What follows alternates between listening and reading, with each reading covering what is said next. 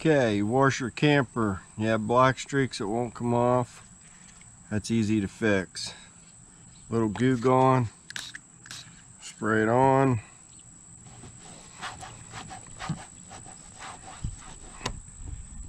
Black streak gone.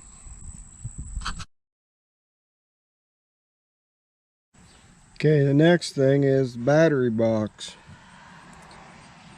Battery boxes hold water. So, let's fix it. Drill 4 holes in the bottom of it.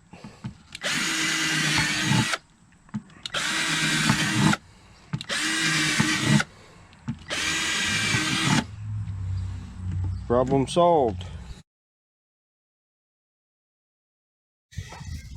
A little trick to keep your light lenses on.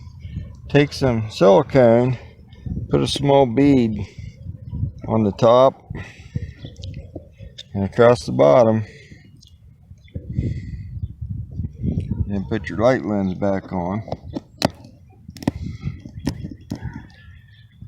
Then once that dries, you can trim that. The silicone's like glue. It'll hold the lens on there, and if you ever have to take it off, it'll come right back off.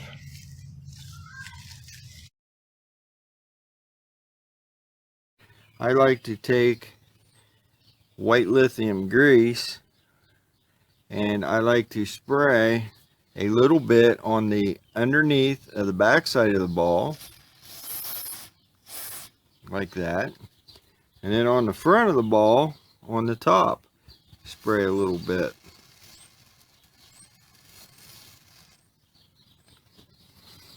That will help lubricate the coupler as you're driving down the road making turns and stuff. A thermometer in your refrigerator will help let you know what's going on while the door is closed. It can help you so you know if you need to make adjustments to make it colder or make it hotter.